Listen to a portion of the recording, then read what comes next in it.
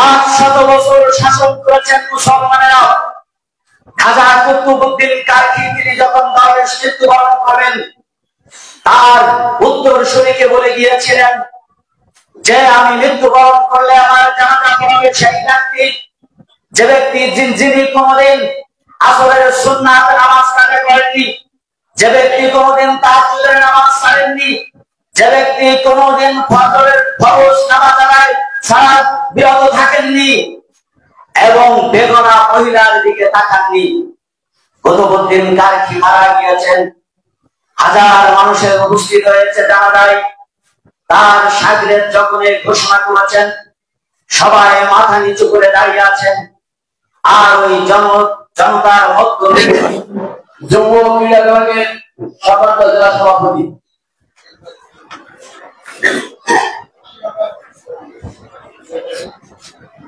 আউযু বিল্লাহি মিনাশ শাইতানির রাজীম বিসমিল্লাহির রাহমানির রাহিম সিবগাতুল্লাহ মান আহসানু মিনাল্লাহি সিবগাতা। শহীদ কাফেলা বাংলাদেশ জামাত ইসলামী কালীগঞ্জ উপজেলা শাখার আয়োজনে সাবেক, বর্তমান এবং দেশের বিভিন্ন প্রান্তে থাকার ছড়ানো পানি কুড়িয়ে আজকের এই পুনর্মিলন অনুষ্ঠানের সম্মানিত সভাপতি, যুব বিভাগের সম্মানিত সভাপতি, নলতা হাই স্কুলের সুযোগ্য শিক্ষক জনাব মাওলানা আনোয়ারুল ইসলাম, এই মহতী প্রোগ্রামে উপস্থিত আছেন বাংলাদেশ জামাত ইসলামী সাতক্ষীরা জেলার সুযোগ্য জেলা সেক্রেটারি, ইসলামী ছাত্র শিবিরের প্রাক্তন কেন্দ্রীয় দায়িত্বশীল, কেন্দ্রীয় মজলিসের শূরার অন্যতম সদস্য জননেতা মাওলানা আজিজুর রহমান। এতে বক্তব্য রেখে গিয়েছেন সাতক্ষীরা জেলার প্রাক্তন আমির, কেন্দ্রীয় মজলিসের শূরার অন্যতম সদস্য, জননন্দিত নেতা মুহাদ্দিস রবিউল বাশার এবং সাতক্ষীরা 4 আসনের আগামী দিনের সম্মানিত নমিনি জননেতা গাজী নজরুল ইসলাম। আলোচনা রেখেছেন উপজেলা জামাতের সম্মানিত আমির হযরত মাওলানা আব্দুল ওয়াহাব সিদ্দিকী, শহর শিবিরের সম্মানিত সেক্রেটারি, শিবির এবং জামাতের সম্মানিত নেতৃবৃন্দ, আগত অতিথিবৃন্দ, যাদেরকে ঘিরে আয়োজন, একান্ত প্রিয়জন ভাইরা, আসসালামু আলাইকুম ওয়া রাহমাতুল্লাহ। আমরা বক্তাদের আলোচনার মাধ্যমে শুনেছি একটি বেদনার সুর। দীর্ঘ 17টি বছর আমরা এভাবে একত্রিত হতে পারি নাই। বিষয়টি কি আমরা হতে চাই নাই, তা হতে পারে নাই, না আমাদেরকে হতে দেয় নাই? যিনি হতে দেননি, ভাগ্যের কি নির্মম পরিহাস। গোটা পৃথিবীর এমন কোন দেশ খুঁজে পাওয়া যায় না যে একটি সরকারের সমস্ত এমপিরা আত্মগোপন করে অথবা পালায়। একত্রিত না হতে দেওয়ার কারণে এই পরিণতি হয়েছে। তার সাথে কোন এমপি, মন্ত্রী কিংবা কোন নেতা নেই। এই কঠিন মুহূর্তে মুসলমান হিসাবে যে দোয়াটা পড়তে চায় সবাই, সে দোয়া ইউনূস পড়তে যে উনি থমকে যাচ্ছেন, যে আজকে যেখানে আমি ছিলাম সেখানে তো এখন ইউনূস, এটাও তিনি পড়তে ভয় পাচ্ছেন। এবং যাকে তিনি ওই সেতু থেকে টুস করে ফেলে দিয়ে চুবাতে চেয়েছিলেন, সেই ইউনূস আজকে ক্ষমতায়। এই দেখে পাগলের মতো বিভিন্ন ভাবে কথা বলি শুরু করেছে। 17টি বছর আমাদেরকে বসতে দেননি, একত্রিত হতে দেননি। আমাদের হাত কেটেছেন, পা কেটেছেন, মাথা কেটেছেন, দেহ থেকে চোখ উপড়ে নিয়ে ফুটবল খেলা করেছেন, নেতৃবৃন্দদেরকে ফাঁসির মঞ্চে ঝুলিয়েছেন। বাংলাদেশের মানুষকে আপনার একটি উপহাসের জাতিতে পরিণত করেছিলেন। এদেশটাকে এমন জায়গায় নিয়ে গিয়েছিলেন, ভিক্ষুকরা সারাদিন ভিক্ষা করে যখন বাসায় ফিরবে, তখন আপনার দলের গুন্ডারা তাদের কাছ থেকে ট্যাক্স আদায় করেছে। দেশের অতন্দ্র প্রহারী সেনা অফিসারদেরকে নির্মমভাবে হত্যা করেছেন। পৃথিবীর কোন যুদ্ধে আজ পর্যন্ত ইতিহাসে ঘেটে পাওয়া যায়নি একটি যুদ্ধে একদিনে 57 জন অফিসার হত্যা করা হয়েছে। পৃথিবীর কোথাও নেই। যা আপনি এই দেশের মানুষকে ধ্বংস করার জন্য 57 জন অফিসারকে হত্যার মাধ্যমে সৃষ্টি করেছিলেন। বড় আঘাত দিয়েছিলেন বাংলাদেশ জামাত ইসলামী ইসলামী ছাত্র শিবিরের উপরে, যার ফাঁসির মঞ্চ থেকে শুরু করে চাকরি পর্যন্ত কেড়ে নিয়েছিলেন। মানুষকে ঘরে বাইরে থাকার অধিকার রক্ষায় কেড়ে নিয়েছিলেন। এদেশের মানুষের নেতা এবং শাসক নির্বাচনের উন্নত মাধ্যম হচ্ছে স্থানীয় এবং জাতীয় নির্বাচন।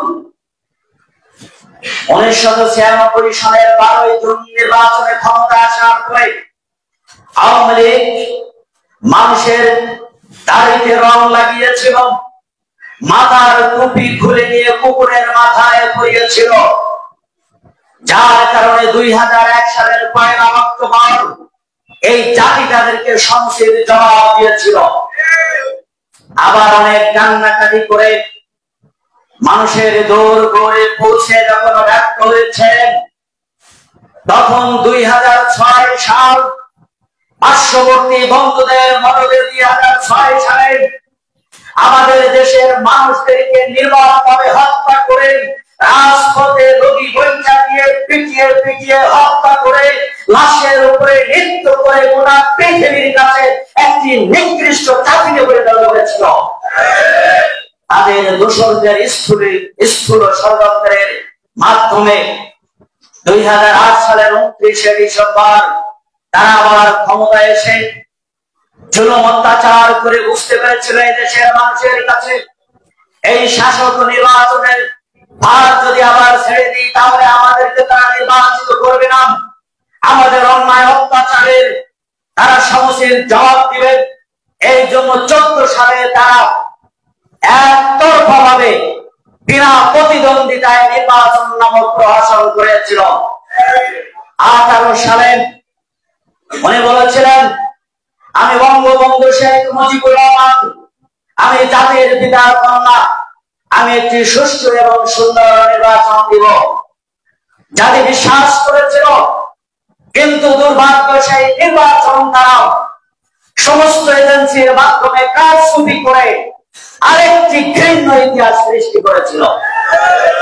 2023 সালে তারা আগামী দিনের নির্বাচন আজকের রাতে, বিগত রাতে বাক্সভক্তির মাধ্যমে পৃথিবীর কাছে একটি চোর জাতি হিসাবে দেশকে পরিচিতি করে দিয়েছিল।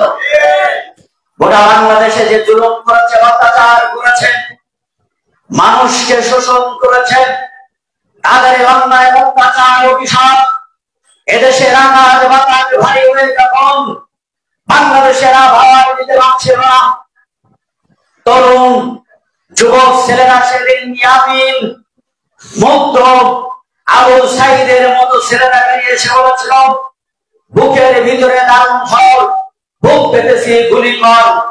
তারা মনে করেছিল আমার দেশের গর্বিত পুলিশ মনে হয় গুলি করবে না, কিন্তু তারা শেখ মুজিবুর রহমানের সেই অপসংস্কৃতি, শেখ হাসিনার দুর্বিচারের রক্তে নিঃশ্বাস নিয়ে একটি দুর্গন্ধময় পরিবেশ সৃষ্টি করেছিল এবং আবু সাইদের বুকে তারা সেদিন গুলি করেছিল।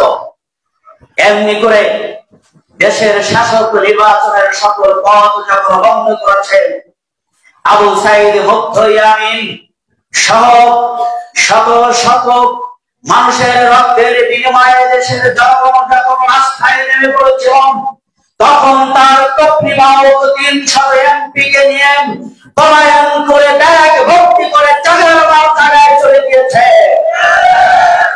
ওকি ঝুঁকি মারার চেষ্টা করেন আবার একটু দেশে প্রবেশ করব। যাদের রক্ত নিয়ে অধিকার করেছেন, যাদের চাকরি হরণ করেছেন, যাদের জীবনের রাশ করিয়েছেন, তারা আপনারা বাংলাদেশে ঢুকতে দেবে না ইনশাআল্লাহ। আমাদের দেশের স্বাধীনতা সার্বভৌমত্বকে তারা ধ্বংস করে দিয়েছে। একটি জাতির একটি মন্ত্রী পর্যায়ের লোককে ধরে নিয়ে সে দেশে পাগল বানিয়ে 9টি বছর তারা সেখানে রেখে দিয়েছিল। একটি জাতির সম্মান কোথায় নিয়ে গিয়েছে? মানুষদেরকে গুম করে বন্ধুদের হাতে তুলে দিয়েছিল। আমাদের স্বাধীনতা সম্পূর্ণভাবে তারা ধ্বংস করে দিয়েছিল। আমাদের ডাল ভাত খেয়ে বেঁচে থাকার অধিকার তারা কেড়ে নিয়েছিল। আমরা দীর্ঘদিন আমাদের গৃহে যেতে পারি না। আমাদের বৃদ্ধ পিতার ওষুধ ঢুকে ঢুকে তিনি মৃত্যুবরণ করেছেন। বৃদ্ধা মা ওষুধ না পেয়ে ছেলের মুখ না দেখতে পেয়ে তিনি স্ট্রোক করেছেন, মৃত্যুবরণ করেছেন। আমরা জানাজায় উপস্থিত হতে পারি নাই। আমাদের পরিবারের সময় না দিতে পারার কারণে আমাদের কলিজার টুকরার ছেলে মেয়েরা পড়ালেখা ভালোভাবে না করে বকে গিয়েছে। আমাদের এই সুন্দর সংসারটাকে তারা তছনছ করে দিয়েছে। আজকে আপনার সঙ্গী সাথীদেরকে নিয়ে আরামে আয়েশে আছেন, আর আমাদেরকে ধ্বংস করে দিয়ে তুষ করে দেশে ঢুকে পড়বেন। আমরা তা কোনোদিন বাস্তবায়ন হতে দিব না। আমাদের কথা বলার অধিকার তারা কেড়ে নিয়েছে। মাহমুদুর রহমান মতো একজন বিদগ্ধ অভিজ্ঞ ব্যক্তিকে তারা ধরে নিয়ে কারাগারে নিক্ষেপ করেছে। প্রবীণ বয়োজ্যেষ্ঠ অভিজ্ঞ বিদগ্ধ কারামিস্ট আবুল হাসানের অফিসের ভিতরে ঢুকে যুবলীগ ছাত্রলীগ তাকে আঘাত করেছেন। আবুল হাসান সাহেব যখন মেঝেতে লুটিয়ে পড়েছেন, ওখান থেকে ধরে নিয়ে তারা পুলিশের কাছে দিয়েছে এবং পুলিশ নিয়ে যখন কোর্টে উপস্থিত করেছেন, একজন বিদগ্ধ কলামিস্টকে নির্লজ্জ ম্যাজিস্ট্রেট তাকে কারাগারে দিয়েছেন এবং রিমান্ড আবেদন মঞ্জুর করেছেন। সেখানে এই বয়োবৃদ্ধ ব্যক্তিটি স্ট্রোক করেছে।